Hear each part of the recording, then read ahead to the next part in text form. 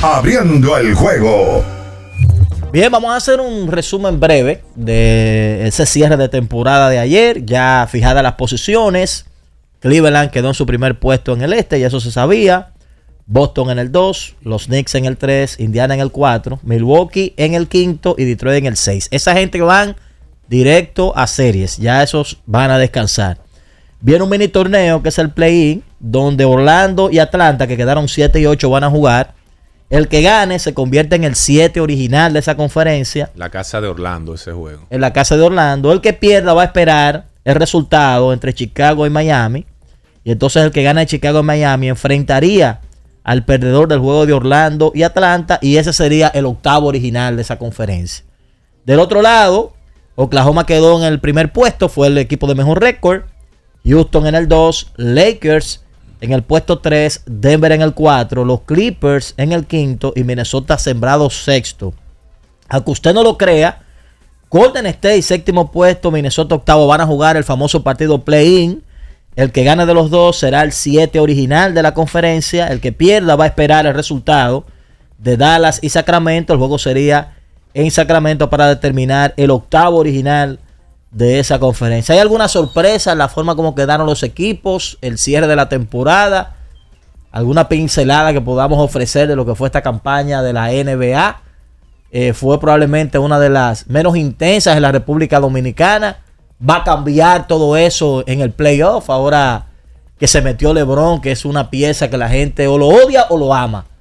Mira, primero el juegazo de ayer, que creo que ese juego de Clippers y Warriors fue la antesala de lo que viene para la postemporada, que va a dar series interesantísimas. Ese partido pareció como que fue un 7º juego de final de conferencia. La intensidad que hubo allí desde el inicio fue fenomenal. Y el juego tuvo como protagonistas a jugadores que, digamos, tienen grandes nombres, pero que en este momento de sus carreras van bien, pero no igual que cuando estaban en sus mejores épocas. Stephen Curry, por un lado, un festival de triples, sobre todo en el último cuarto, respondiendo, ayudando a los Warriors allí. Jimmy Butler jugó muy bien también, los dos anotaron sobre los 30 puntos. Y en el caso de los Clippers, James Harden, señores, impresionante, sobre todo en el overtime. En el tiempo reglamentario, él logró una buena cantidad de puntos, repartió bien el balón por un lado, pero por otro lado, descuidó mucho el balón también con algunos pases y los Warriors aprovecharon mucho esa situación. Aún así, él cumplió. Y lo de Kawhi Leonard, señores, cuando ese jugador está saludable, pocos son mejores que él en la NBA. Calladito, el tipo lo hace todo y ayer fue formidable. Ese tiro de media distancia estaba fenomenal. Esas jugadas defensivas también, él tuvo mucho que ver en jugadas de impacto que lograron los Clippers defensivamente. Y Ivica Zubac, que está en el centro, es un candidato sólido a jugador defensivo del año. Ayer también hizo un doble-doble y tuvo una participación muy destacada. Y ese juego de principio a fin, señores, fue increíble lo que se vivió en esa cancha de Golden State. Ahora, en el caso de los Clippers, ¿qué cierre de temporada han tenido? Ese equipo no se le ha estado tomando muy en cuenta. De hecho, los analistas decían que ese era un equipo de 30 a 35 victorias este año. ¿Por qué? Dejaron ir a Paul George. Kawhi Leonard, había mucha incertidumbre con él. Sin embargo, Harden siguió siendo James Harden. Ivica Zubac dio un paso hacia adelante. Norman Powell, por una injusticia, no fue al juego de estrellas de la NBA. Creo que él debió ir como reemplazo de uno de los que se lesionó y no lo eligieron. Algunos jugadores criticaron eso. Y entonces Kawhi regresa poco a poco, fue entrando en ritmo, hasta que ahora de repente Kawhi Leonard está como en sus mejores tiempos, totalmente saludable. Ese equipo terminó ganando 17, si no me equivoco, de los últimos 20 juegos, 18 de los últimos 21. Un tremendo ritmo y vamos a ver cómo les va ahora contra los Denver Nuggets, que después del despido del dirigente terminaron bien la temporada y ayer azotaron a los Houston Rockets, que aunque están jugando con sus principales, pero bajaron un poquito la guardia el último día sin tener nada que buscar. Pero es un equipo ese de los Clippers que yo creo que hay que observar por lo bien que terminaron y que es un conjunto que está bien plantado defensivamente y que en ese gran trayecto que han tenido de cierre de temporada, ellos han sido los mejores en puntos, mejores también en defensa. Es un equipo que está jugando un baloncesto muy, pero muy sólido. 72 puntos ayer entre Kawhi y James Harden. Y lo que tú mencionas de los Clippers, los últimos 8 juegos de la temporada lo ganaron en forma consecutiva. Ahora bien, en relación a a este equipo de Golden State, yo sé que hay una narrativa de su comportamiento con y sin Jimmy Butler en cancha después que Butler llegó al equipo. Pero otra vez, play-in. Otra vez un equipo que está en una situación en la que se supone que debía ser diferente con la adquisición de un jugador de impacto en playoff, porque Jimmy Butler, si bien es cierto que ha sido un buen jugador en serie regular, se transforma en la postemporada y es un jugador totalmente distinto en el playoff. Ellos le ganan. Porque yo digo, por ejemplo, y supongamos que ellos, pues para mí ellos están casi obligados a tratar de entrar séptimos. Porque con Houston creo que tienen más oportunidad que con Oklahoma, por lo que hemos visto de Oklahoma esta temporada. Pero la gran pregunta es si ellos tienen el material, independientemente de que llegó Butler, para ganarle a cualquiera de esos dos rivales, a Oklahoma o a Houston, porque ya ellos están en camisa de 11 varas. Ellos van a tener que ganarle a uno de esos dos si logran avanzar, porque primero tienen que fajarse con Memphis. Pueden ganar o pueden perder y tendrían otro chance. Es difícil que ellos pierdan 2 juegos. Para mí, ellos van a ir a una serie. La gran pregunta es si después que ellos entren a una serie, podrían ganarle a cualquiera de esos dos rivales que le pueda tocar, ya sea que entren como séptimo o entren como octavo. Bueno, Orlando, pero también tienen que tomar en cuenta si Jimmy Butler va a estar en salud para ese entonces, porque también se vio muy afectado en el juego de ayer. Y lo golpearon en las rodillas. Sí, Kawhi Leonard específicamente, pero habría que ver si él cuenta con la salud suficiente para ese partido decisivo contra Phoenix, para poder saber cómo tendría ese chance en caso de, y ver si ellos pueden colarse entonces a los playoffs. Ahora mira, a favor de los Warriors, es verdad que quedan en la 7ª posición y que tienen que ir al play-in, y esto para ellos es algo lamentable, pero desde que ellos consiguieron a Jimmy Butler, ese equipo hizo así, se fue hacia arriba. 23-7 el récord con Jimmy Butler. Ellos no terminan en una posición de privilegio, pero es que esa conferencia está bastante dura. Y ellos, antes de conseguir a Jimmy Butler, ese equipo estaba en play-in, ese equipo estaba un desastre. Pero tú te encuentras con unos Clippers que mejoraron muchísimo y otros equipos que se mantuvieron a la altura. El propio equipo de Minnesota también fue un equipo que subió muchísimo en el standing, sobre todo cuando tuvieron el retorno de Julius Randle. De todos modos, para el amante de la NBA, hay probabilidades de un Lakers Warriors en segunda ronda, porque si Golden State cumple como debe cumplir y ganar ese juego para quedarse con el puesto 7, ellos se van a enfrentar a Houston. Houston es un equipo muy, pero muy difícil.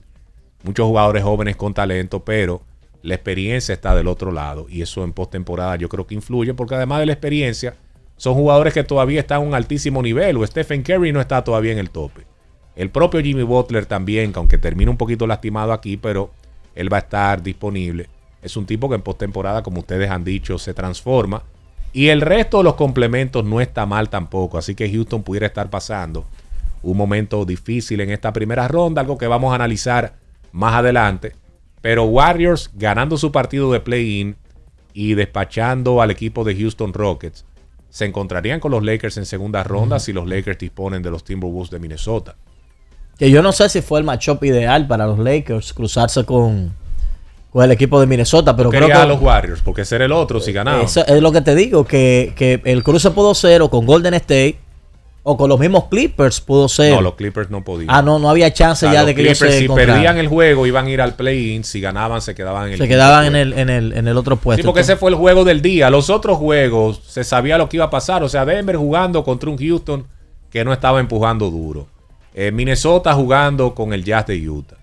Y el otro, ahora no me acuerdo cuál era el otro enfrentamiento, pero era algo bastante Memphis. Bueno, Memphis y Dallas, por cierto. Dallas que está jugando un baloncesto malísimo. Pero el juego era el de los Clippers. Y si los Clippers ganaban, entraban quintos, que fue lo que sucedió. Si perdían, entonces bajaban al play-in y los Warriors se quedaban en el puesto 6. Del otro lado, en el este, como que uno no ve mucho, fuera de esa serie de los Knicks y Detroit, que va a ser aparentemente una serie de espanto y brinco, y esa de los Bucks y los Pacers, podría ser también otra serie de espanto y brinco. Después, esos dos equipos de arriba, el equipo de Boston y el equipo de Cleveland, uno entiende que deben pasar el rolo. Como que no se ve un panorama que le complique la asistencia a ellos dos, por lo menos en la primera etapa, más que esa parte media del standing. Y en cuanto al play-in, también como que Orlando se ve muy bien contra los Hawks de Atlanta, y Y qué sé yo, como que esa parte baja no hay mucho atractivo ahí en la conferencia este. No, es como que se ve fácil. O sea, Cleveland debe salir sin problema del que llegue en el 8º lugar. Incluso por barrida, yo te diría los Cavaliers. Igual los Boston Celtics con el que llegue en el puesto 7.